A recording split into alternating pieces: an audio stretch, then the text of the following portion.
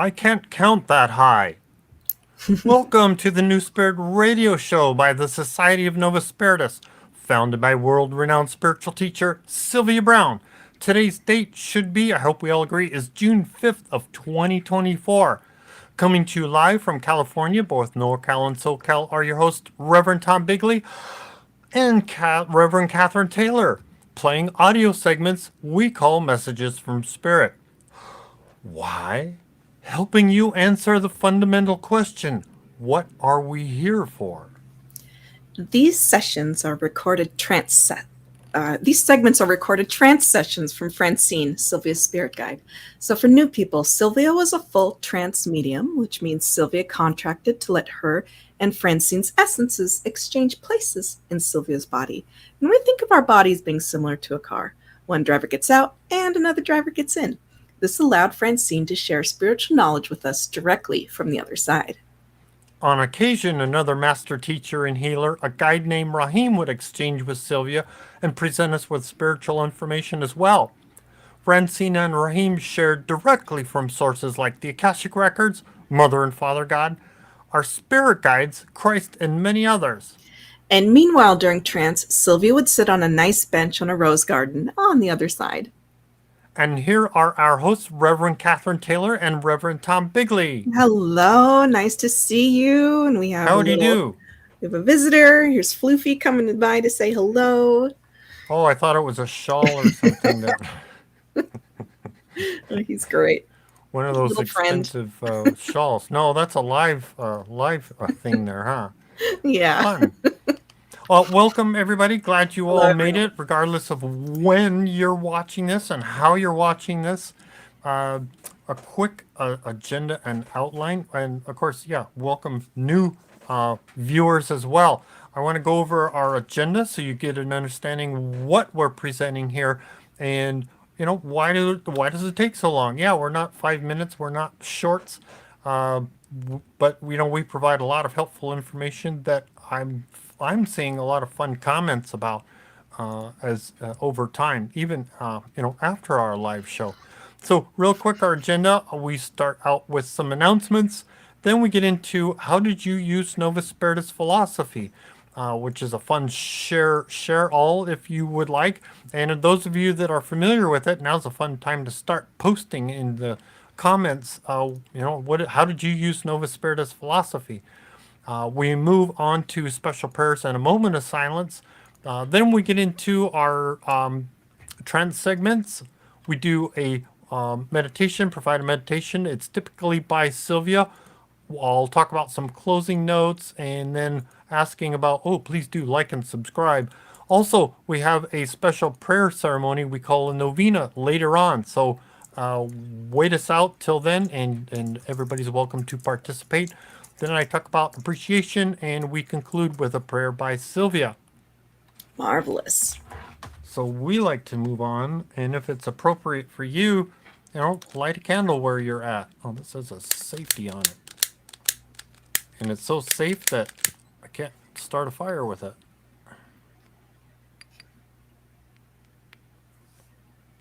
Let's see if that continues for us. Let's see. Then we got that, and yes, we have some announcements. And please do share, promote, like, subscribe, click on the bell. That helps get it out. Francine talks about how we are all ministers that are learning this and sharing with others that are, could be in need of this information. This helps get that out there when you, share, promote, like, subscribe. And, of course, you'll get notified when we jump on and maybe when we're a few minutes late. Please do donate. You can use your credit card and yeah, sure, you could donate twice, credit card and Venmo if you want, but you don't have to. Also, PayPal's available. So you can go to our website and help us in that form there. Also, again, welcome to all the new subscribers and followers. The more subscribers we get and followers, eventually we'll be able to add some more features to provide for people. Also, Chris questions specials. Don't miss out on those. You can go to his website, chrisrightnow.com and put your email in, and you'll get notified when those specials are available. He's been, I've been watching some of his postings on YouTube. Some fun information. His daughter was recently at his house visiting, and they did a couple live things. Plus, they did, what was it? Chris, there was a special one about him cooking his special chili. That was fun. Aww, And he's so done some wholesome. other, I love it. yeah. There's been several shorts as well. YouTube shorts are probably end up on Facebook too. Talking about some really helpful, philosophical things about, our passing on, our graduating, and darn it, the other topics are escaping me. But check those out. Those are some fun, helpful tidbits for everyone. Where'd I go? I'm here somewhere. That was that. Okay, how did you use? Now this is our fun segment. I like this segment. How did you use Novus Spiritus philosophy the last week? And so I like to poke at Cat and say, okay, you choose how you want to do this. We want to do rock, scissors, paper, or you want to point at who's going first. Let's try a rock, scissors, paper. Okay. Done in a bit. So, rock, scissor, paper. Okay. You win. Okay. I will volunteer to go first. All right. So I've been craving I've been just craving extra knowledge. So I've been reading a lot and just listening to tons of podcasts and just reading a variety of things. And I ended up on a rabbit hole that I thought was really fascinating, where I was researching, and this was in response to a recent conversation that we had either last week or like one of the more recent ones. But somebody from our listeners was talking about her First Nations ancestry. Mm-hmm. Yeah. And what their wise ones and elders had to say about the Eskimos migrating. And so I was on a huge rabbit hole, just like looking through ancient First Nations stories, just to see kind of what was out there. And I was so moved by how many stories and how much First Nations spirituality aligns with things that we've learned on the through listening to Francine and Raheem just over time, and Gnosticism. But I'll say one thing. So the Cheyenne origin and afterlife mythology talks about how and forgive me, I'm out of I'm not speaking from this as like a first person. I was only reading about it. I am not Cheyenne. I'm not First Nations. Okay, so that being said, they talked about how all good people, even if they're cowards or not, just everybody makes it over to the other side just fine, and it's up. It's not down, it's up in the Milky Way, and it's a seamless transition. And animals have the same thing. They have a seamless transition, and it's nothing to be afraid of. But people who are genuinely divorced from the creator, they just end up coming right back. So it wasn't a hell. It was like, oh man, that's a very interesting description of how we understand dark entities cycle. That it's just they just come right back attached to the earth and the materialism. So I thought that was really interesting, and it was also just lovely reading about how God is portrayed as being so fundamentally good, and that is just this wonderful, brilliant through line through a lot of these creation understandings in First Nations. So that was cool. It was just neat. It was a neat way to spend some reading and appreciating other cultures. So fun. That's That's what I did. Can you do a quick housekeeping check to see if we're on Facebook? Sure. It looks like we're on Facebook and it looks like we're on YouTube, and we're getting comments from both Wow. sides. So that's Okay. fantastic. All right. Hello to over on Facebook. I see our longtime listener Ron. Hello, nice to see you. Carolyn and Diana, good evening. Esteban, buenas noches. Kristen, wonderful to see you. So good that you're here. And over on YouTube, we have Janny. It's good to see you. Reverend Cass is here. A bunch of our friends, and it's Jorge's birthday. Happy birthday, sir! Hey. Very nice. Very nice. Yeah. So we're good. We are. All right. We are golden. Yeah. Well, so, my what I was doing. Please, what did you do? Share a Please. philosophy, and it wasn't actually last week. It was prior to that. One of our listeners had emailed in asking about holy water, and we're asking about is it Scotty? Yes, it was. I wasn't going to say it, but okay, you said it. So. Yes, holy water can be made in most any container. There was a question about, what can you put that water in to make holy water? And it's like, well, just about anything. It just should be exposed to sunlight for 3 hours. And of course, each hour you do a blessing over it. It's any blessing that you choose, something that's, significant, important to you. You're the one putting that energy into that holy water. So any blessing you choose works fine while you're holding some kind of a cross symbol, making the cross sign over it and giving it a blessing. Lovely. Always a good reminder. I haven't made holy water in a minute. I should do that. I have some. Sounds like a good. I have some in front of me. That's what I was. Oh, it's great. I do have sandalwood. I do have sandalwood oil, but. Okay, here's the joke. How many sandals do you burn to get sandalwood? How many?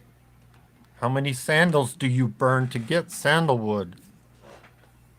I don't know. Okay, never mind. I'm just asking, if you had sandals that are made out of wood and you're burning them, how many do you go through to put that scent in the house? All right, funny. Never mind. That's funny. So that was our we want to share comments. Who has wants to share about what they used for Novus philosophy last week? Oh yes, and Sarah on Facebook asks, "Is this trance from last week?" No, we're listening to brand new material. It's just a continuation of the trance from last week, so we're just listening to the next. And this one has extra time on it, so we're getting like bonus. I want to say bonus Nice. time out of the specific trance. So, just so in case you hadn't heard, typical trance sessions were like anywhere from like an hour and 10 minutes to hour and 20 or 30 minutes long. And what I've done is I've edited these down into 10-minute segments. And so most of our shows that we're doing, we're playing 3 10-minute segments, approximately 10-minute segments. And this one happened to go for well over an hour. And so there's like extra segments. Tonight's going to be 2 segments, and next week will be 2 segments just to polish things off. So that's how these are presented. Cool. It's exciting. All right. So for things that folks are sharing that they used of Novus philosophy over the past week, Aaron, I see here. Aaron asked a question: if you end up drinking holy water, is anything going to happen to you? It's just water, right? Well, it is just water, but it has some extra energy, and that's a nice thing. That's a nice. Try it. Mm-hmm. It's the same. You're not gonna disappear, and you're not gonna go to heaven. No. You're not gonna, because I've done it. Yeah. I view it as similar to how you feel positive when you enter a room that has a lot of positivity in it, where people have like constantly laugh. Like walking into a comedy club, it just feels good. Like everyone is like, there's been so much positive laughter. If you walk into a place where it feels really, really sluggish, it's like, oh man, so it's just a similar sort of thing. If you're around negativity and you're around things that are like created with negativity, such as like a couple years ago, I walked into a store that had a Ouija board, and the entire area around this was just dreadful. It felt so heavy and so dreadful, and so everybody must have been using it. That's what was going on. Gosh, something, man. I was like, oh, so I wouldn't use a Ouija board to eat my dinner off of. That's what's cool. I got a TV tray here. I got a TV tray. I don't know. That's just what I'm thinking. But it's a good distinction to make. Is like, yes, it is just water. Yes, it is about like the types of energy that we put into the thing, but we do put some energy into it, and that does count for something. So that's the idea behind holy water. If I hope I expressed myself decently there. Yeah, good question. I mean, yes, you've asked for Mother God to bless it as well. So it's you're putting that positive energy in. Mm-hmm. Absolutely. Gibson says, hello, everyone. I was reviewing the tapes from last week, and it hit me that duality was built into the other races as well, such as when Francine was saying that two planets with the same race were always against each other. Yeah, I'll have to re-listen to it. I do know one thing that did stand out to me last week was this notion that like Andromeda, with its more technologically advanced society, came, and then others that were more human, like that were more agricultural and pastoral, also came, and so there's just kind of like this initial. I didn't quite get the point about duality.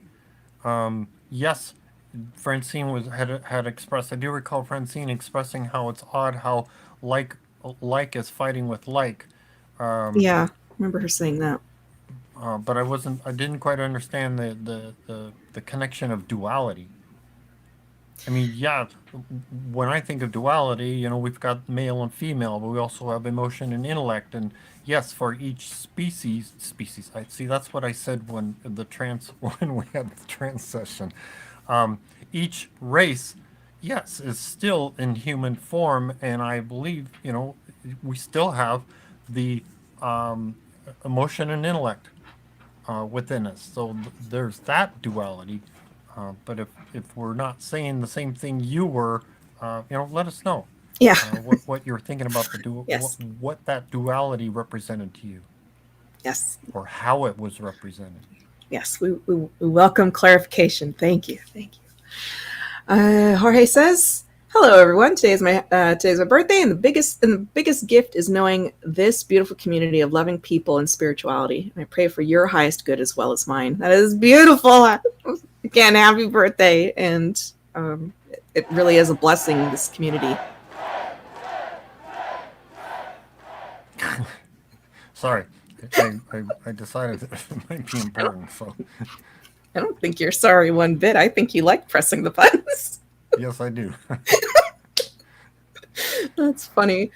Janny says, I love seeing Chris's shows. Love it when Ia is visiting. It was lovely. Dorothy says, hi, everyone. It's good to see you all on Wednesday instead of Thursday morning. I am back on this side of the planet for a couple of months. Fantastic. I hope you have a beautiful trip. And Reverend Cass says, I've been using the meditations from Sylvia Browne's meditation book nightly. My entire screen just went white, and that's why I paused. I saw that. It turned white for you too? No, I saw it on the camera, through the camera. Your whole image changed because the whole screen went white and changed your lighting over there. Cool. I'm going to take that as validation. Meditations are great. Carolyn says, greetings. Greetings to you too. And Aaron asks, where's Java? Java usually doesn't visit. He doesn't like this chair very much because the cats are a little bit territorial. So Floofy likes this chair. Java likes the couch and my desk.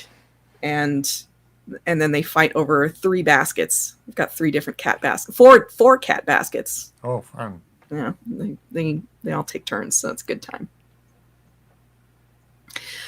All right.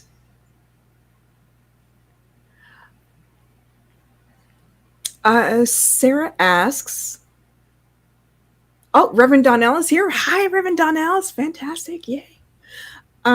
Sarah says, Chris once told me one of my lives was in Atlantis, and it was cool because I always felt like an alien to some extent.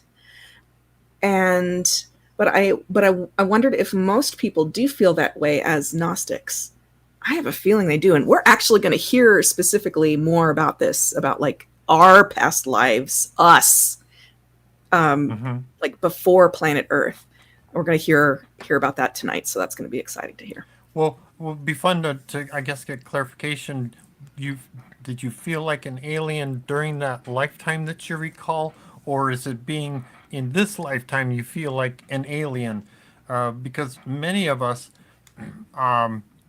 Gnostics, not all, but many of us Gnostics came into families that, like I felt, we came into an open spot in a family where, in a lot of cases, families are like they revolve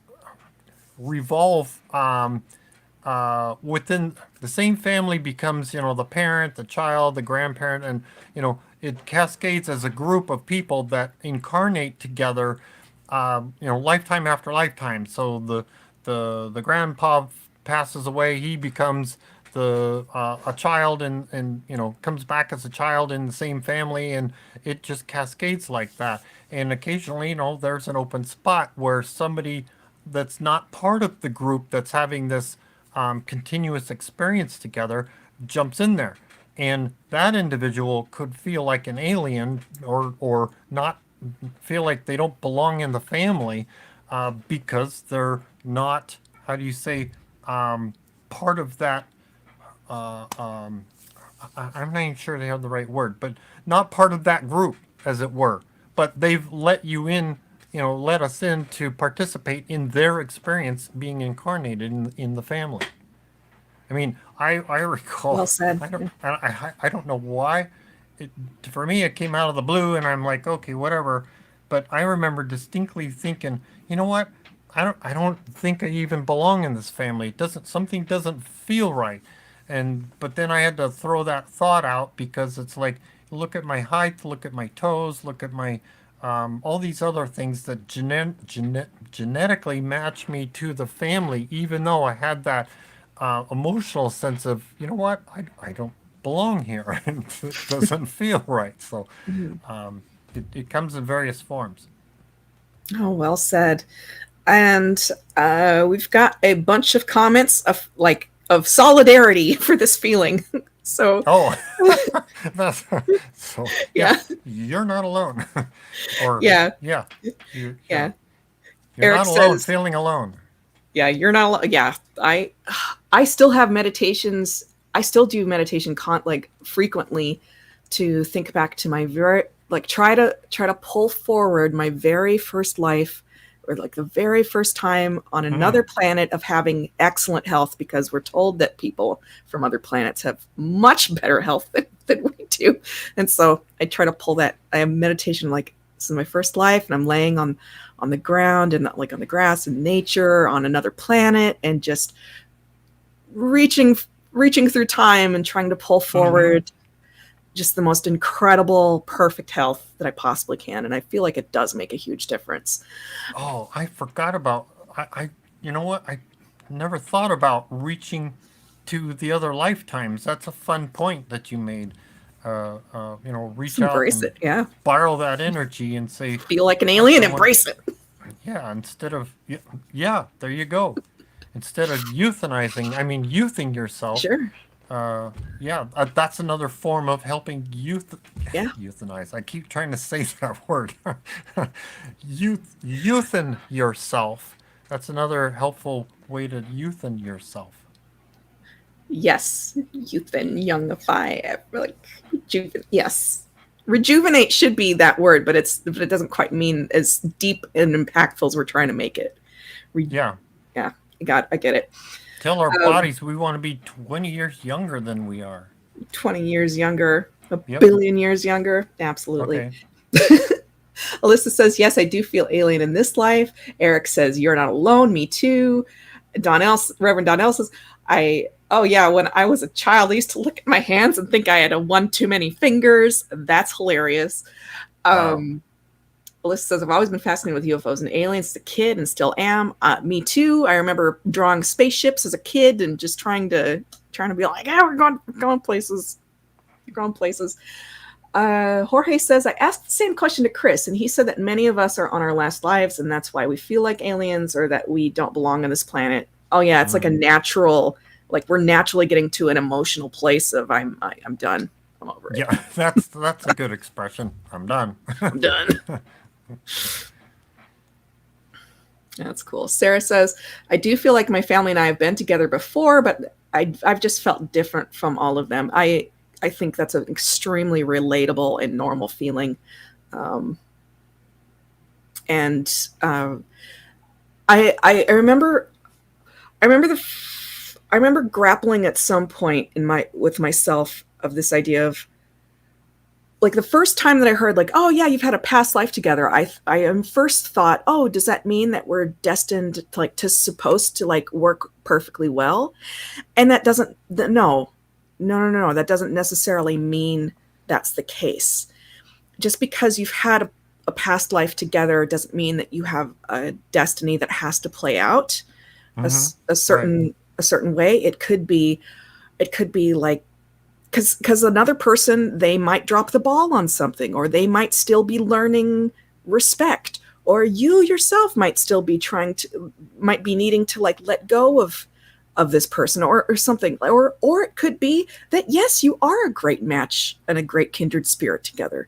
So if it feels like you know a person, that's a wonderful thing, and I take it for myself when that feeling comes up of okay, I know this person, and where are we now, and what are we learning from each other still? And as long as it's a respectful relationship, then I'm happy. But sometimes I've had that feeling come up of like, oh yeah, I feel like we're very, very close, but there's some sort of misalignment of respect that just isn't there, and I've chosen to step back.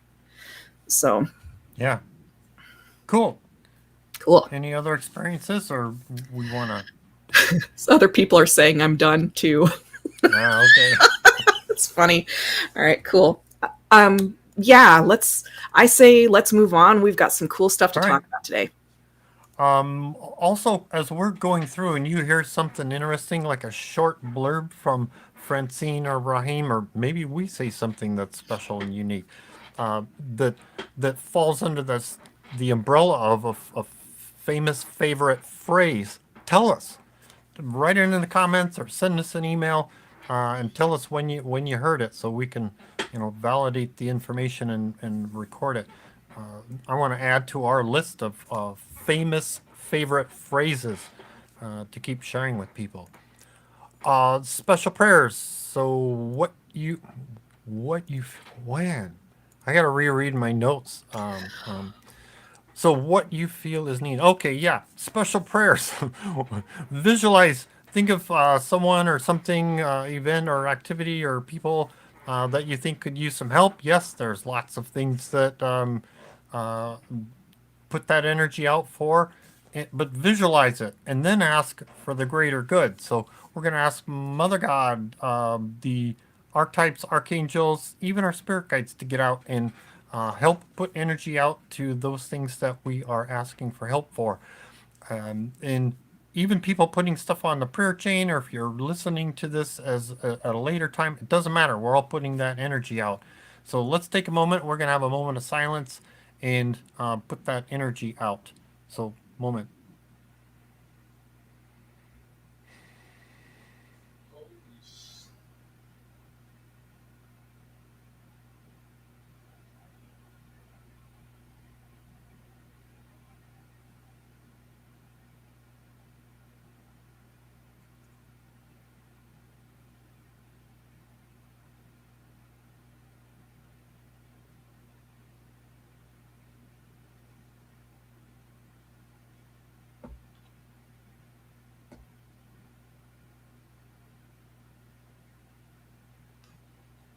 Amen.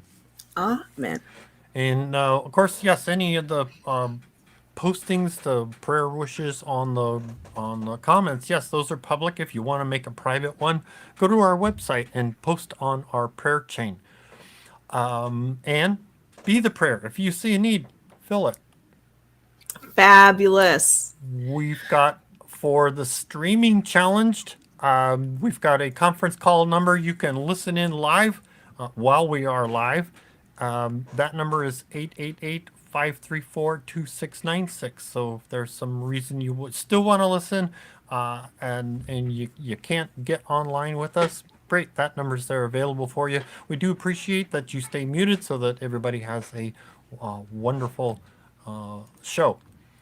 Now it's time Marvelous. for our trance segments. Excellent. Okay, so we are listening to Trance with Francine from. Oh dear. Oh dear. Please don't freeze. Well, I still see you. You're fine. Okay, fantastic. I might Video-wise, have you're to. fine. Okay, great. So Can you read it, or you want me to read it? I cannot actually read it, which is All right. fascinating. Yeah. So my screen, my screen is frozen. But let me. My screen is frozen. Oh, I've got a solution. Okay.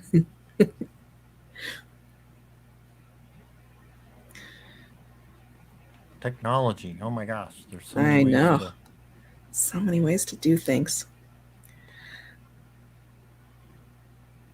So, what we have today, this is a trance from November 24th, 1997, and she's continuing with talking.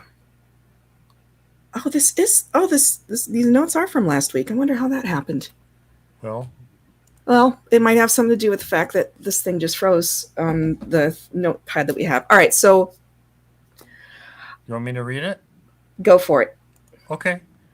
So Francine, this first segment, Francine's talking about reincarnation itself has been in existence beyond a number you can count or we can count.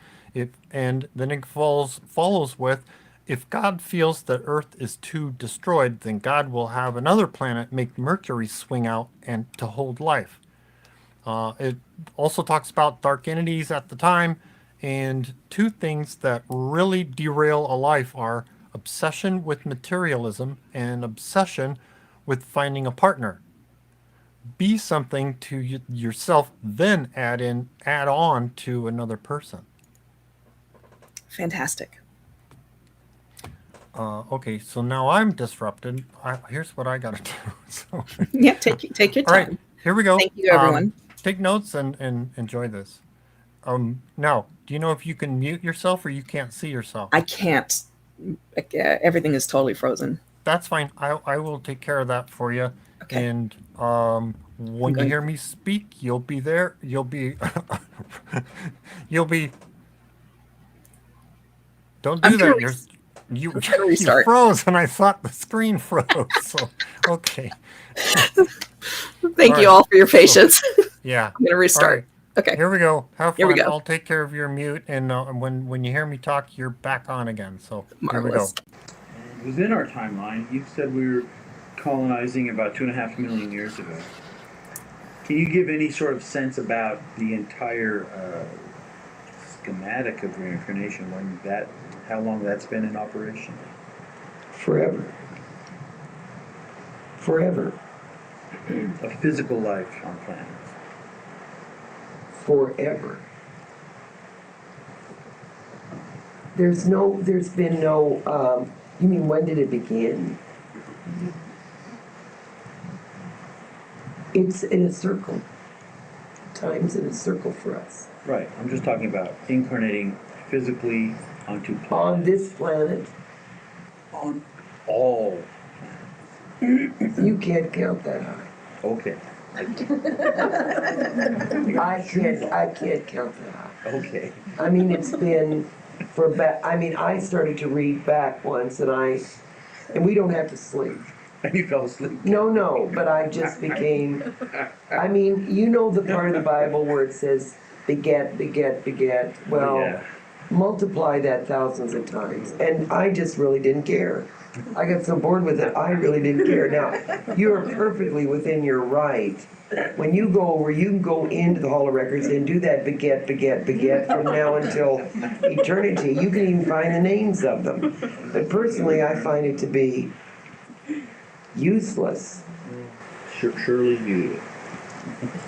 Yes. You had at one time told us that Earth would implode. I assume by that it would become particles. But did you just say now that it'll rest? I just said to you it could either nova or it could swing out. It doesn't matter because even if it imploded, another Earth would appear. And that's what I think Sylvia sees after the year 2100, that there's darkness. Because out of darkness, another Earth exactly like that. You see, if God feels that this has been so destroyed, it's just a snap of the finger and it vanishes or implodes and another one springs up. Earth will not go away, though. The physical Earth. But it'll swing out and then Mercury will swing in. And then Mercury will swing out and then Venus will swing in. And on and on and on and on it goes. Of course Mars has been here at one time. Of course Pluto has been here at one time. Saturn has been here at one time. It goes in a circle. Yes. Yes, Jenny. Yes, I'd like to know when did the first group of dark entities come onto this? In the very beginning. With the first group. With the first group. The day after. Not many at first. It was, see, they had their own system too. Let's see if we can corrupt them. Sure enough, they could. But see, through trial and error, other planets have gone through this, and eventually they get smart enough in which the dark cannot. So the dark are useless. But a new planet starts in, and the dark comes all over again. It's all been, I don't want to say a game, because that sounds like God's playing a game. But for our finite mind, let's say hypothetically, let's say it's all been a game of war. Light against dark, to prove not only to God, because God knows the end result, but to our own advancement of the soul. See, God has allowed us in His mercy and wisdom and justice to advance our soul. When we first started out, to enlist what you just said to me, when did it begin? We were, in the beginning, I'm sure we were very baby-like souls, very because some souls have never incarnated anywhere. And I love them a lot, but I find very little to talk to them about. They're very much like you would think of as women or men who've been locked in the room that do quilting or something. They've never been out. They're sweet, they're kind, they're loving, but there's not much, you have no reference to them. No. Where those of us that have lived in life have a myriad of things to discuss about celebrations and people and things and yes. Relevant to the Earth and implosion at the end, this is the only schematic where time and spatial relationships are linear, is that correct? That's right. And that the basic implosion then would be nothing more than a reversion back to the circular time and spatial relationship Absolutely. of God. Absolutely. So we don't actually change our spatial relationship at all. No, I'm so glad you understand that. Becomes Yes. different. That's right. It basically goes back to its original, the beginning. Exactly. So the beginning's the end. That's right. And the end is the beginning, exactly. Did you hear what he said? That's very good. End is the beginning is the end. It's exactly the way it should be put. And so really, the point of saying implosion or removal or swinging out is really erroneous, really, when you think about it. Yeah, it doesn't, yeah, it's just switch. Yes, we'll end up over here. Yes. Okay, my question is, since most of us have had at least 20 lifetimes down here, At least. then, and there is never any beginning because we've always been reincarnated. Exactly. Then does that mean that all of us here are reincarnated a million times at other, in other places? Not millions. I've never met anybody that's done millions of lives, but you certainly have had a great grouping, let's say, of other lives. And different planets. And Yeah, see, in other words, when you're in the Pleiades, or for instance, Orion, Andromeda, whatever, they don't have to keep coming back in so many times. And I think maybe that's why these other, let's say, Earth-like places was because there's no more advancement in a perfect place. So the logical conclusion was, like Roger said, the causation of that would be to set up another school factor. The only time you get, and I don't want to get on this, but it reminded me by looking at you, is that the only time you get caught up too much in the muck and mire of the world, this may be strange for me to say to you, is two things. Getting too caught up in the materialism of this world. That will destroy the spirituality that you have or your advancement, or getting caught up in the fact that you have to have somebody in your life. And I mean that sincerely. The one thing that destroys your life, yes, do you love your husband, your children, your loved ones, your partner, but if you're living your life to find another entity to make you happy, you're still caught in the muck. Spinning your wheel. Can't do it. It won't happen. And that doesn't mean God doesn't mean for you to be partners. But if you're living your life for the Cinderella story of just getting married and having a happy life with a picket fence and wonderful children, you don't belong on this planet. You should never have come down. It's not the planet for it. Once in a while you will see it. And I don't want to discourage you. But what I'm saying is you be something to yourself and then add on other people. You know how so many times I hear people saying, those people should never have had children. I will say to you, those people should never have got married. Those people should never have looked for a partner. I know it's a lack of your own estimation that you look for a partner that you love in life, that shares your life with you. But don't make that, if I don't get someone, my life won't be worthwhile. Because even in getting someone, if you're not someone, it will not make your life worthwhile. It's like saying, if I don't get a Ferrari, I will not be me. Or if I don't get that mansion on the top of that hill, I won't be me. You have attached now your soul to something that's transient. And you've also knocked out all of the loved ones. Do I believe in monogamy? Of course I do. And so does God. There is no such a thing as not having monogamy.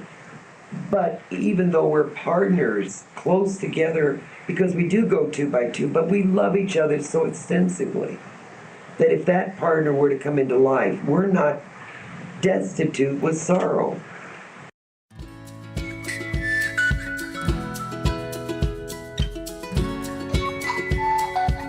Hey, look, we changed places. How's that? Oh my God, we're gonna get dizzy here. I was writing notes here when this thing like ended on me, and I'm like, hey, wait a minute.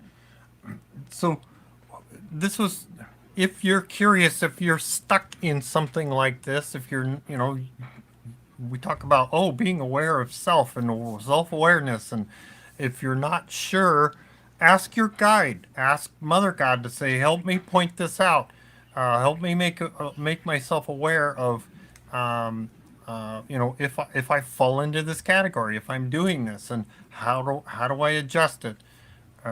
So that's one identifier. That's easy. Sometimes I think that's a better way to ask than to say, okay. Sometimes when you say, what's the lesson?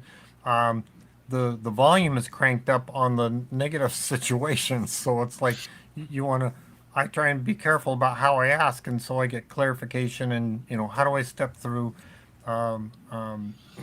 get through my insecurities or my challenges or things of that nature. Oh, amen. I recall that in my early 20s, I was horribly obsessive over finding a life partner. Oh, terribly, like it was just awful. It was a terrible feeling, and I knew, which was interesting because I knew that I was striving towards spirituality, but I didn't know how to stop feeling so terrible. And so I think it's really interesting what she said here is that the obsessiveness over materialism and obsessiveness over finding a life partner are both things that can destroy the spirituality that you already have accumulated. It was a terrible time. It was it's hard to put into words just how But you remember how miserable you felt. 10 out of 10 misery. It was awful. Okay. Terrible. But I do remember one thing that really helped start to get me in the right direction. Sylvia said, my spirit guide Francine says, if you just do one good deed a day, that is a spiritual life. And I decided, you know what? My ego is too tied up in what other people are thinking of me, this rejection theme, because my secondary theme is rejection. This rejection theme is just out of control. I am so overly concerned about this, and I have got to get this under control. And so what I started doing is I started looking for as many like good deeds as I possibly could that could not be traced back to me. So there was no like direct thing that I could do. And that was what I needed to force myself to start looking outward at just trying to be a participant who is actively doing deeds in the world with no like, oh, now good, give me kudos about it. To just, and it felt like it was like gears that were like jerking in the right direction. It did not feel smooth. It was not a smooth experience, but it was very helpful. And I credit Francine and Sylvia for that one particular line to getting me out of that. That's what worked for me. So if anyone, it's something that was like ding-a-ling-a-ling-a-ling, resonated with you that, that's I had to do something. Yeah, I had to do something. I was like, I can't keep living like this. I don't know how to stop obsessing over this. And so I was like, all right, I think my ego is out of control. This is not a good situation. I've got to do something. So I just made it about doing as many like intentional and random acts of kindness that could not be traced back to me, so that there was no chance that my ego could be a participant in it. And then I would just sit with it. And I was like, okay, I know I did a thing. And, oh, that was interesting. That felt actually kind of good. Oh, okay. So, it's very clunky, but effective. It was effective for me. So.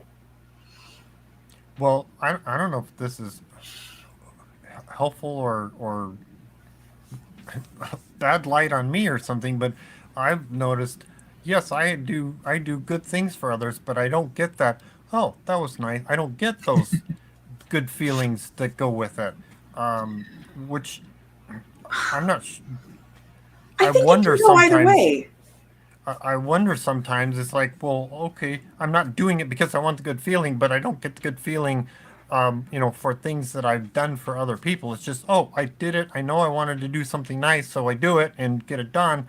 I'm on to the next thing, and I don't get that, wonderful feeling about accomplishments. And that's kind of not bugged me, but it's like sitting back here like a curiosity. I think that is a good thing to be curious about, because I'm recalling something that Rahim talked about, which is that people should feel pride over the good deeds that they've done. And I know for me, in the reparation of my own self-esteem and the building up of my own self-esteem from that awful time of my early 20s, I had to really be intentional about saying, I did a good deed. It had nothing to do with my ego, because nobody's patting me on the back. It's just me. And that's okay. Like, this is okay. There's no arguing that what I just did was a good thing. Like, there's no arguing about it. And so it was just me sitting with that and having to sit in the mirror and practice. Like, oh yeah, no, it's okay to like feel good about it. Like, I don't need to like go out. I didn't feel my ego being like like huge about it. I just needed to just gradually repair it, gradually repair it. And actually, before deciding to become a minister in training and getting into ministry with Novus, I again had a very, very, like, I wanted to make absolutely sure that if I'm doing good deeds, it's not because of anything about like that past experience, my rejection thing. Right. I wanted to make sure that my feet felt balanced and stable and grounded, and once I was 100% sure that that's where it was, and that's what I felt like for a couple of years, and I was like, okay, yeah, it's like let's proceed. Let's proceed. It feels good. Let's continue this therapy session because Let's do it. It's been something in the back of my mind, and I'd hate to have this like cast like a dark gloominess on other people. Go, oh my God, he's not, yes, these are fun to do, but are these, to me, this is, I don't get a benefit out of it, emotional benefit out of it. I'm doing it because it's in essence, a job that needs to be done. Somebody's got to do it. So I've raised my hand and I'm doing it. So, I know this is the one thing I know. One reason I know this is a positive right thing to do is because I'm not feeling miserable and lousy and frustrated with the whole taking care of all of this, maintaining all of this. So I know it's like the right thing to do, but I'm not getting that flow state or high or anything like that. This is a job to do. And I think that's healthy too. In respect, so here's my question. Are you feeling like you should be able to feel some pride? Because that's yes. I think you should too. I think I should, but I don't. Mm. I'm not like, oh yeah, attaboy, I'm not getting that. And even if somebody else says it to me, I'm like, okay. Okay, now here's my next question. Do you make time to contemplate, like, oh yeah, this is a good deed? Or do you just instantly brush it off? Because if you're not making... I brush it off. I'm like, no, I do what I can to, what's the right word? I don't want to say celebrate, but thank myself for doing that. Afterwards, I'm going to go do something like throw some ginger beer in my tea and, Love it. give myself and hopefully a low calorie kind of reward. That's my, if they feed me, I'll come and help. That's my, I had a expression a while ago. Anyway, it was related to, that's my, I'll fall for a feeding reward most any time, but that's been my, that's been kind of a curiosity for me, is I'm not, overjoyed of, hey, we got this done, or, I'm not, I'm just, this was a job, I had to get it done, let's make this thing work. And so that, to me, I'm like, okay, is that like a not a shortcoming, but an opportunity. I'm going to say it's an opportunity. Well, okay, an opportunity. I think it's growth. What? Yes. I'm not. My emotions aren't up there to the point of I guess allowing or accepting or expressing the joyful moments. It's like back to my I and maybe it's part of what I need to get over, because my secondary theme is tolerance. I'm constantly tolerating things, having to when you've got to get past an issue and tolerate whatever's going on, it's like, okay, I got to move on. Or anyway. My God, Tom, this is amazing. This is an amazing talk. I love this. Okay, well, I hope everybody else is yeah. helped in some form by it. So I think so. I do want to read some of the comments, because I think this is important. Because I just want to say that if you immediately brush it off, then that's an opportunity to pause, see if you can catch yourself, and then you can pause and just say, like, okay, no, wait a second. and just see if there's an emotion that comes up and just be curious about it. I think that's great. But all right, so some comments that we have. Jorge says, don't be hard on yourself either. Gardens Garden says, I need a job that makes me feel proud too. Amen to that. Aaron says, Tom, you are such a good person. XOXO, which is very true. Kai just says, let's take a minute and acknowledge Tom and all the good he does. Yes, sir. And what a great way to what a great opportunity to evolve the tolerance theme into being a more joyful experience for yourself. Yeah. I think that's cool. I think that's so cool. And so for those of you that wonder, this is another fun point. For those of you that say, why didn't I learn this earlier? Well, it's, this is where we're at. This is, hindsight is 2020. Even Sylvia has said, if I had done this again, I probably would have done the exact same thing. So, I mean, even I wonder myself, why didn't this get learned before? Was I lazy before or what? And it's like, stop worrying about it. It's okay. Let's deal with it now. Do it now. So. Mm-hmm. I'm going to read just a couple more. Alyssa says, it's such a joy to have you on the live stream every Wednesday, and I love your Sunday services. Thank you for all that you do. Oh, you're welcome. Mm-hmm.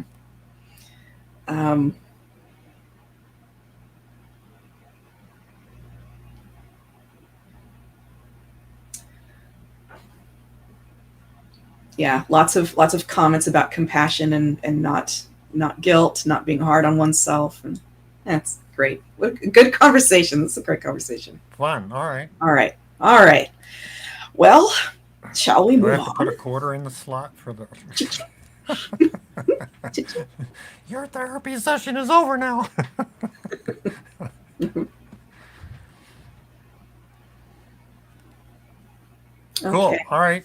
What do we got next? All right. So we have next. Going to hear about the Eskimos, Native Americans, and Anasazis have blended origins. The Tower of Babel story was stupid. Going to hear about how Sylvia could speak Chaucerian English, even though it's unrecognizable. And then we're going to hear about how our groupings of languages has some clues about our about ancient people's planetary origins. Oh, okay. Interesting. Yeah, that's a fun curiosity. And when the races were brought in to colonize, they must have brought a language with them. I would think, and yes, I could understand how if you believe that we evolved from apes, we had to invent our own language, but to be colonized here, we would have had to bring language with us. So that's a fun concept. All right, ready? Ready. All right, here we go. Yes. Francine, last time you mentioned that the Asian were the mixture of Eskimo and Mayan. But today you say that they came from Andromeda. Remember when I said that they were blending? I said they were blends. The Eskimos also were from the Hispanic and the American Indian and the Anasazis. Like the Cossack. Cossacks. Yeah. Cossacks are like the Nordics. They're the blending of the Nordics. Yeah, you can see the blending there.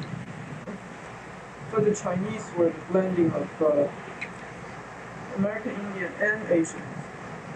When they intermarried. I'm telling you the beginnings. Remember when you addressed me that time? I said, I'll tell you the beginnings. As they evolved, they blended. But I'm telling you the original now. Okay. Yes. Yes. When the original groups came down, did they bring their language with them? Oh, yes. That's why the Tower of Babel was so stupid. They brought their own language, and now there's derivatives. But notice how we clump languages together. We will clump the romantic languages together. We'll clump the primitive languages more together. And then, of course, now you have an offshoots of all these. Like you see, you can start into where are the Irish, where are the Portuguese, where, you know, you can go on and on with that. But if you really get the major basic groups, you can see how, like Jenny was saying, how they blend. The Eskimo, the American Indian, some parts of Mexico, because really the purest breds were the South Americans. That doesn't mean that you're bastardized or what do you call it, half-breeds. No, it is merely that these people were dropped in the climatic conditions. That's why I said the Mayans or the Anasazis decided they couldn't live. It was too crowded. They wanted to get where the buffalo roam. So they moved up, and that was the Indian. Some of them couldn't stand it. They moved more towards the north. Have the languages been evolved enough that they're maybe similar but not close to what they originally were? Well, they have to. Oh, yeah. Just the English evolved in the last 200 years. Oh, if Can't you understand see, old if you English. see, oh yeah, if you see English like Chaucerian English Can't from understand. 1300, Sylvia can speak Chaucerian. But I bet you there's nobody in this room that can speak Chaucerian as well as she can. It sounds like a separate language. It sounds like a cross between Gaelic and somewhat of a Scottish brogue to it. You wouldn't recognize it. Sylvia can do it. She's done it before. I've heard her recite Beowulf. No, the Tales of Bath. That's the one. This is Chaucer. She does the Chaucerian English.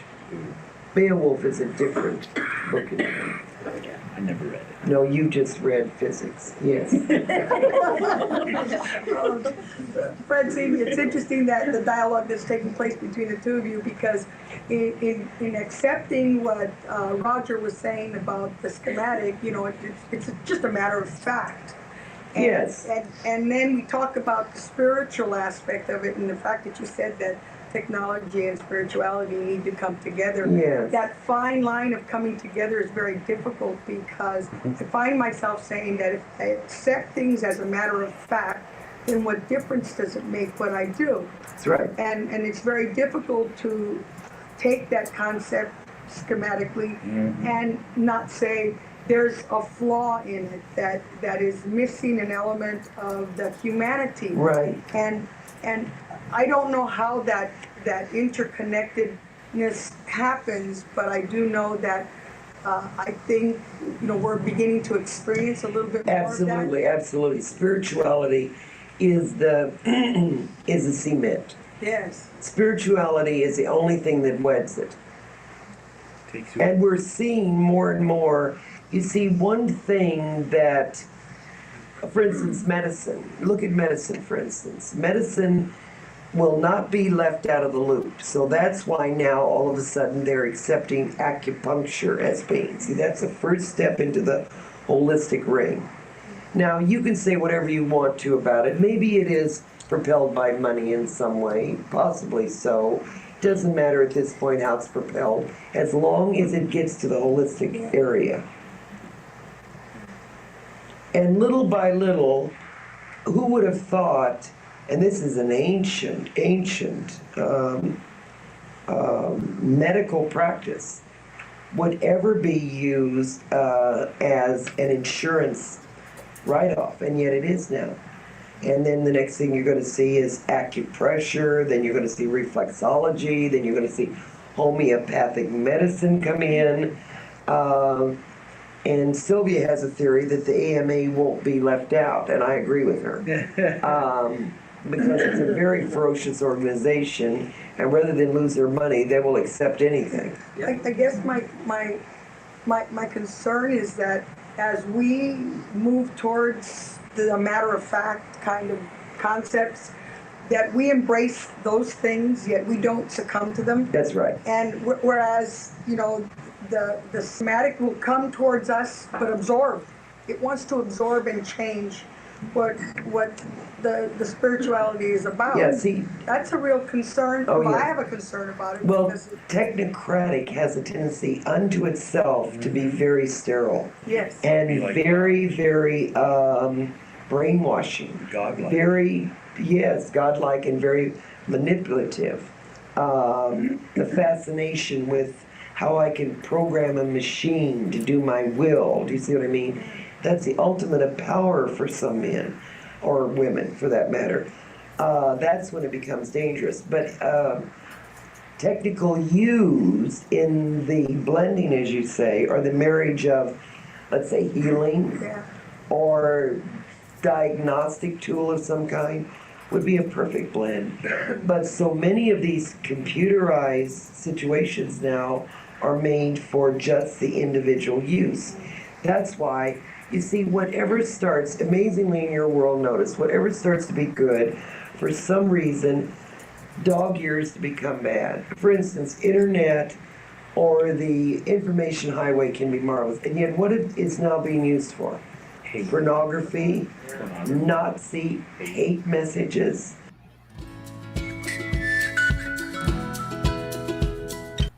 So yes, those activities started a long time ago. Using of the internet, the negative side of something positive. Also, I wanted to Francine was talking about how the medical AMA and the medical industry were becoming more and more acceptant of um, uh, acupuncture and things like that. Look what we have now. Look what the kind of things they're helping insure for. When you have medical insurance, what kind of positive holistic things? Not all, but there's quite a few holistic type of activities, or what would be considered holistic, that are now acceptable and covered by insurance, from acupressure, acupuncture, different kinds of therapies that are available. Very, it's fantastic. Yeah, acupuncture is covered for me by my insurance, or Kaiser, which is an HMO. It's great, and extremely effective. I cannot recommend acupuncture enough. It's so effective for things, especially if it's just nonsense. You just have like nonsense things going on. Where you're like, I don't know what's going on. It's weird. Go to an acupuncturist, they'll sort you out. They're great. They'll but you have to help find your someone. nerves. Mm-hmm. Help your nerves sort back out. Mm-hmm. Yeah, One of our ministers used to be Jenny. Yeah, she used to do acupuncture, and she had lots of fun Asian style vitamins, mineral supplements, and things of that nature. Very interesting. Yeah, I miss Jenny. I really, really admired her. I think she moved back to Asia. Taiwan. Okay. She had family there, to my understanding, and I've lost track of where, how, what, and what happened to her. So, unfortunately, just lost track. Mm-hmm. Well, so related to what we're talking about with past, ancient history of incarnations, because a couple people were asking questions about that. Some things that have come up in past New Spirit Radio Show trance recordings is that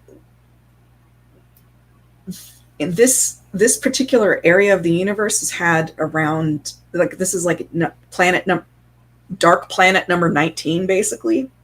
I don't remember the number, but yeah. Yeah, it's around that. I'm very, my ear is ringing. I think we're on number 19.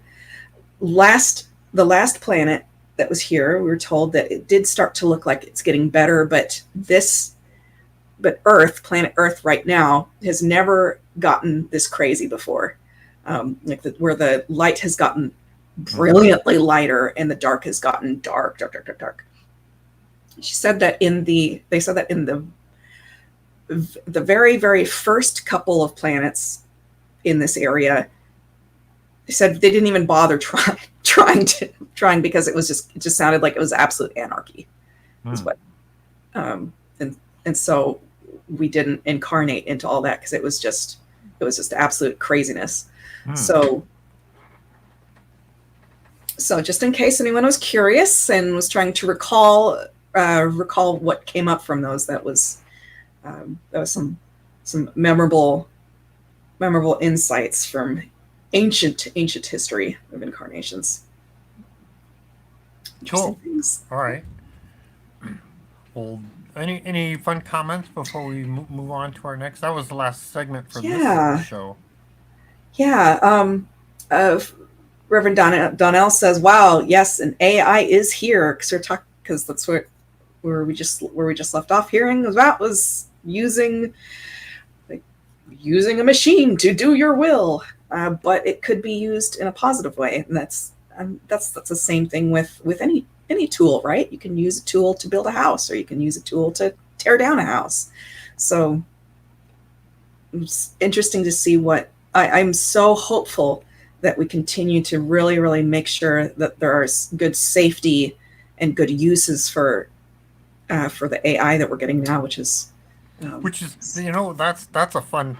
I was just listening to, when earlier this year everybody was like, "Oh my God, it's going to be so disaster," a mess, and college students were cheating, and professors are like, "Okay, what am I going to do?" Well, it was interesting that the founder of the Khan Academy was saying, "No, we're embracing it because we're going to use it," and I'm like, "Wow, that's an interesting, perspective." I don't recall the exact details of how, but the concept is to help educate, using it, and it sounds like they are going to put like parameters on it, but they're using it to their advantage to help advance education, as it were, and help give different perspectives on things like that. So yeah, there's like pluses and minuses of its use. Yeah, I was talking to someone who recently was in like going through some college writing classes, and some professors are using some really, really good approaches, such as improving computer literacy by saying, "Okay, go use AI, write a paper on this topic, but your part of this is to critique the paper that the AI comes up with." Especially when it hallucinates. That's a good one. Exactly, the hallucinations, where they just insert random facts that are not actual facts. Yeah. Anyway, that's a whole nother subject. Subject. Any other fun comments Yeah. Alyssa makes a fabulous comment here saying planet Earth is like the Ivy League of schools. Yes, it is. That's so great. That's so great.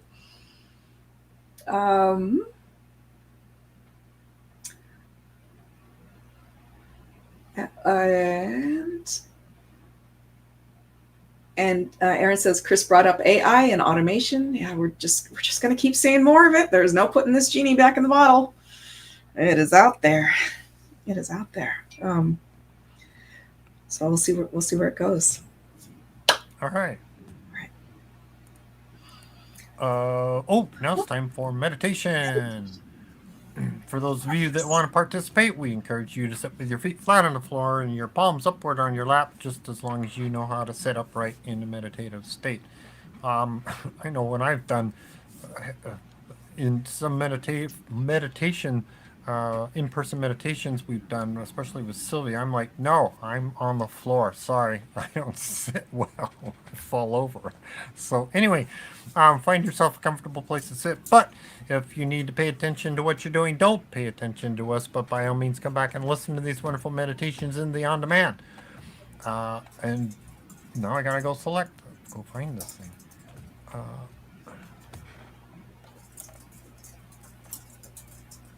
Yeah, let's do that. Cool. All right, everybody ready? Mm-hmm. All right, here we go. Enjoy. Find a comfortable place to sit with your feet flat on the floor and your palms upward on your lap. Now, take 3 deep breaths to start relaxing the mind and the body.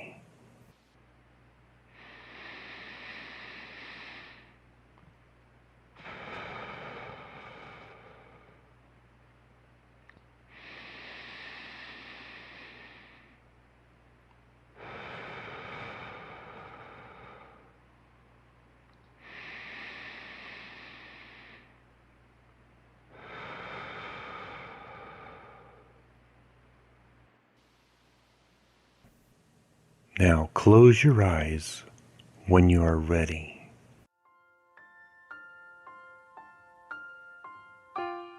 Festival of Lights.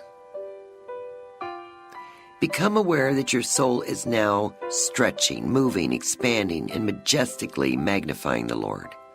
It reaches far out into the sky, and you can feel the air rushing by your face. The farther up you go into the ebony sky, the more aware you become of tiny stars all around. As you get closer, you see that they are not stars at all, but beautiful white-robed entities. Archetypes and past loved ones are coming towards you with lighted candles, and you are rushing to meet these hosts of heaven. You see these glorious entities and your guide standing there in gold, white, and purple robes. Their lit candles show their warm, welcoming, smiling faces. As you draw closer, you feel the protection of all the Gnostics and true Christians who have gone before. They pass to you all synergism of love, all loyalty, and everything tried and true. Above this, the Queen of Heaven appears, golden and shining. Her beautiful long hair is a glowing mantle on her head. Her purple cloaks blow in the breeze, and you feel yourself surrounded by the peace and tranquility of God. You offer what is in your heart, your thanksgiving, and even your sorrows. Bring them up, and with a wave of just one candle flame, it all passes. Today's hurts are tomorrow's forgivenesses. They all sink into a deep well, and you feel in your soul and heart and mind that your candle that has been lit by the Trinity. Carry that light out of here and pass it to everyone you meet. Give off the light of love and the richness of your true belief in a loving God and Goddess.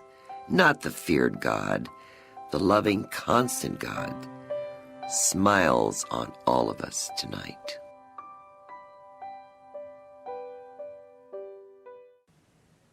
Now, on the count of 3, come all the way back. 1, 2, 3, fully and totally awake.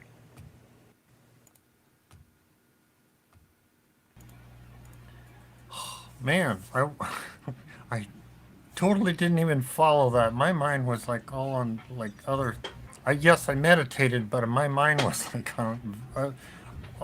I was also contemplating about my, what we just spoke about in our therapy session of not not getting a joy out of things, the dopamine woohoo kind of thing.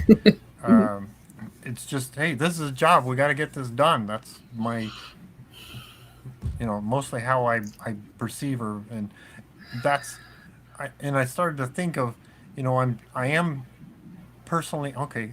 Here's another quarter for the therapy slot. Yeah. I started thinking about how I'm helping people see things different and helping them, and part of it is what's the right word? Expanding my emotions, as it were, doing different things emotionally. In turn, that's encouraging me to overcome something. I was on the phone with someone today, and I said, matter of fact, it was a client. I was on the phone with them, and they're trying to do this project. I'm like, great, here's what we can do. Keep an eye out, and oh, by the way, put that energy out to the universe and visualize what it is that you want. And before I said it, I was a bit hesitant, but I said no. I just said it, and they're like, oh my God, that just it sparked their emotion. I was like, oh, okay, that was the right thing. So expanding and that's for those of you wondering if you're advancing, watch for those things from yourself. We do want to learn. We want to continue expanding ourselves. And how do you do it? Part of it is getting through challenges, facing the challenges. And we many people say, where's Mr. or Mrs. Right? Well, are you getting out the front door, or are you expecting them to knock on the door for you? Which maybe I should be taking quarters out of the slot because I'm throwing in ideas here. I love it. One of my continuous concerns, wonderment about myself, I didn't have what I felt was the Joseph Campbell talks about in native cultures, how they put the kids through that ritual of are you going to fight or are you going to sit? Are you going to fight and get up and move, or are you going to sit and do nothing? In essence, that's what I think of, how I think of the ritual they put them through. In one case, he describes putting the kids through a dark cave to scare them. Are they going to get up and fight, or are they going to sit there and cry? And the encouragement is to get them to get up and fight. And that's, in my opinion, our American culture doesn't give that. We don't have a rite of passage, as it were, a ceremony that says you're now an adult. Get up and go. Yes, many people do get that. There's something they do, some activity, or their parents do encourage them to get up and go. But our culture doesn't have something that kicks you in the rear. In the other piece that I've been thinking about is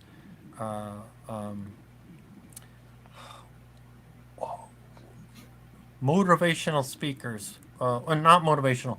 There's I think it's Cochrane, the lady who built a real estate conglomerate. She had mentioned something that was interesting to me about, she'd rather work with somebody that came from nothing than somebody that was privileged. Interesting.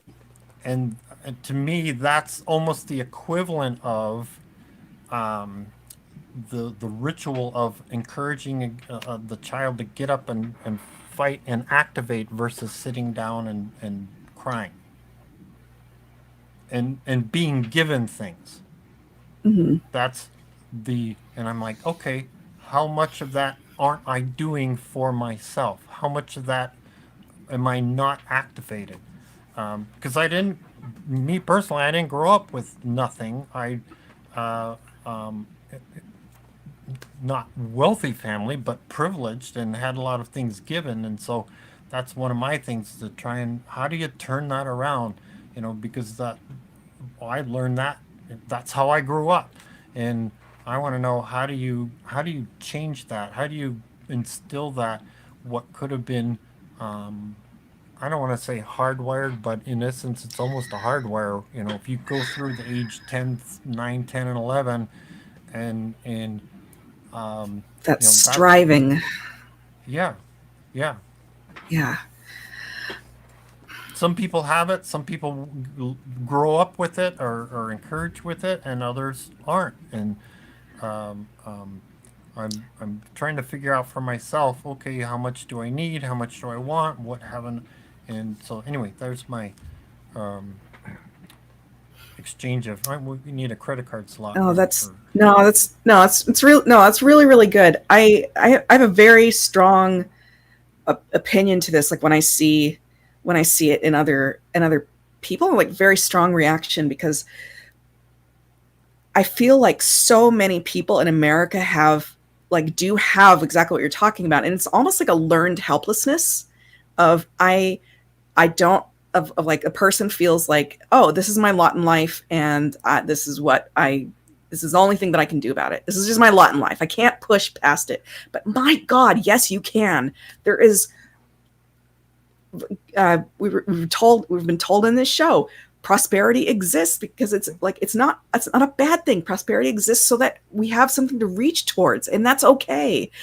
And so what I want to say is that with regards to any virtue, any concept in life, it can be prosperity, it can be tolerance, it can be rejection, it can be any of the themes, is that part of learning the thing is learning when not to, and when to say yes, and when to say no.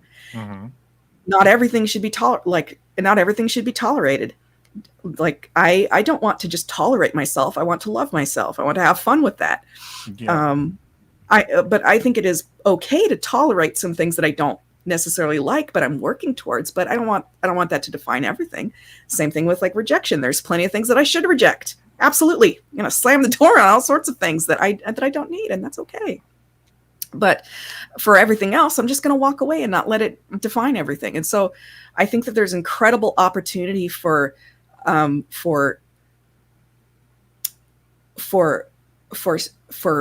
power, for personal empowerment, for self-esteem, for joy, for a blissful life, by just asking, is this okay? This theme or this virtue or whatever it is that I'm considering, this job. Is this something that I need to say yes to, or is it something that I have to say yes to? Or is there something here that I can reject and that I can say no to? I think that you have so many things to feel joyful about personally. Yeah. That you don't need to. I was like, yeah, you tolerate all sorts of things, but about you, I think you should feel joyful about you. That's what I think. That's my 2 cents. I'll work on that. Fabulous. Marvelous. All right, all that from a meditation. Love it.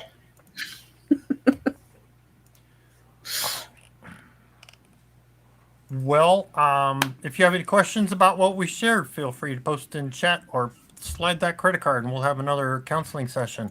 Or email us questions to cat@novus.org or tom@novus.org. And of course, we appreciate listeners, both live and on demand. Show your appreciation for New Spirit Radio by sharing, promoting, liking, subscribing. Check out our websites, novus.org, sylviabrowne.com, chrisrightnow.com. Yes, we're on Facebook. You can find us there. We're on YouTube and Discord. Oh my gosh. Yeah, but there's others that we could do too. We choose not to at this moment. Let's see. If you want to donate and get something in return, start a study group. You can learn more about that on our website. Church services. Yes, I just posted a Sunday service. And in addition, to my understanding, Las Vegas is live and they stream live on Facebook, on a Facebook group that you can be invited to or show up at their door. Let's see. Also, there is a special Sunday Zoom service you can be invited to. So put your email on the website. You should get an invitation. The Zoom service, to my understanding, is the last Sunday of the month. I hope Danelle waves her hand like I said it the right way. So, now we're into the novena. See, I told you we'd eventually get here. So the novena, for those of you that are new, we're going to say a phrase together 3 times, and afterwards I'll tell you what to ask for. And we're going to do that 3 times. So the phrase is, I am God, I am part of God, I am God. All things are possible because I am God. So we're just going to say that all together. I'll lead us off. Say it together 3 times. What does that do for us? We've heard Francine and Rahim talking about how, we are God. We're a part of God. And that goes with our tenet number 10. Let no one convince you that you are less than a God. Do not let fear imprison your spiritual growth. So What I'd like you to do is visualize that we're all together holding hands. We're in this huge room together, all of us, regardless of what time you are, when you watch this. We're just all saying it together, so that all that energy gets out there. So I'll lead us off here. I am God. I am part of God. I am God. All things are possible because I am God. I am God. I am part of God. I am God. All things are possible because I am God. I am God. I am part of God. I am God. All things are possible because I am God. Now, ask for things for yourself.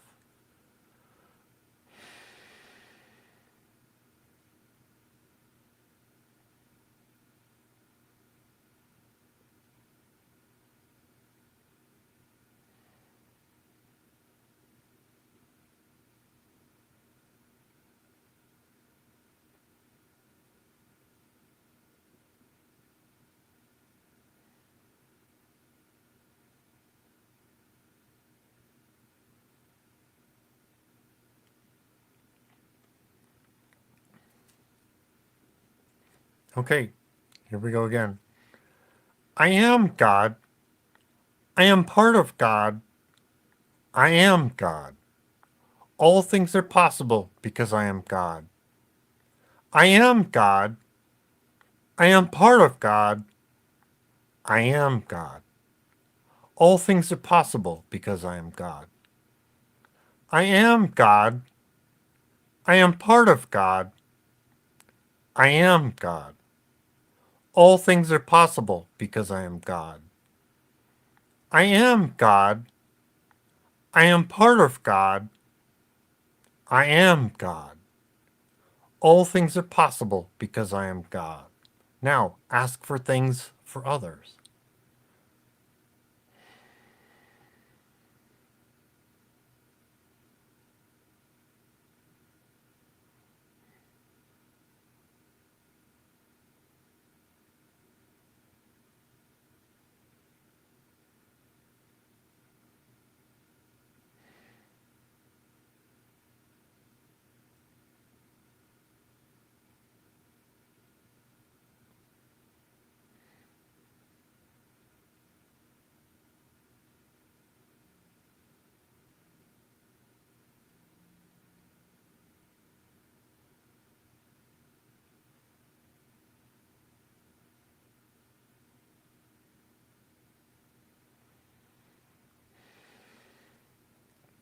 Okay, the last one. I am God. I am part of God. I am God. All things are possible because I am God. I am God. I am part of God. I am God. All things are possible because I am God. I am God. I am part of God. I am God. All things are possible because I am God. Now picture our light going out like a beacon for others seeking this spiritual knowledge.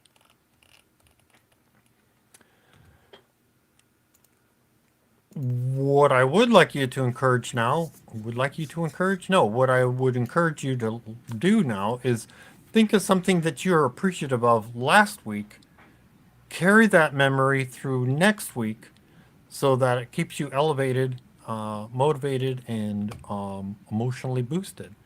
Amen. And in the meantime, show your appreciation for Rahim and Francine for researching all this wonderful knowledge, and Sylvia for coming to this insane asylum of the universe to start this movement and for showing us how to get some peace of mind and grace while we're here.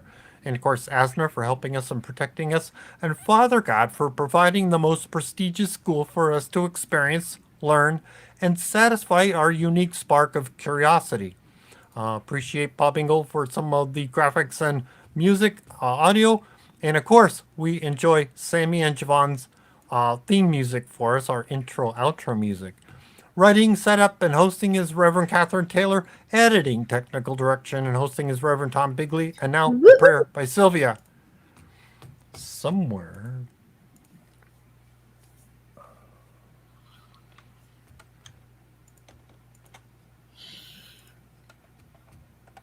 Hey, look at that. All right, we're on a streak here for... No, prayer by Sylvia. Winter Solstice Prayer Midday. Dear Asna, we ask to receive your light, and we ask that you imbue us with grace, honor, and loyalty. We ask that you be omnipresent in our lives throughout this year and the years that follow. We ask that we, your daughters and sons of this earth, follow in the path of our Lord Jesus Christ, and through your light experience for God our Father. Keep us protected throughout the year. Give us the grace to face all darkness and adversity. We ask that your golden sword protect us from all our enemies. Amen. And Kat's going to tell us. You would be surprised how many times in a day God speaks to you. Keep that in mind as you go forward. You are a marvelous and intentional creation by the divine. Good night. All praise went to the Father. We were so unaware that through the years you've shed your tears for all the pain we bear.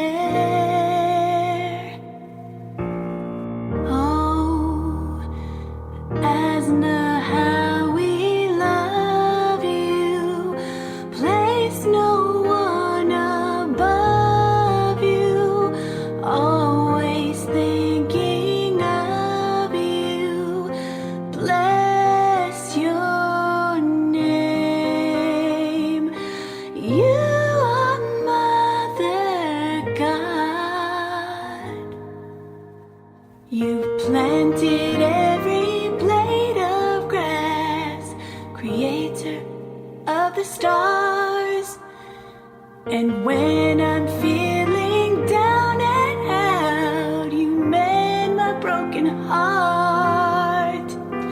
So now I sing this song of thanks because of who you are. Oh, Asna, how we love you. Place no one above you. Always thinking of you. Bless your name. You are Mother God.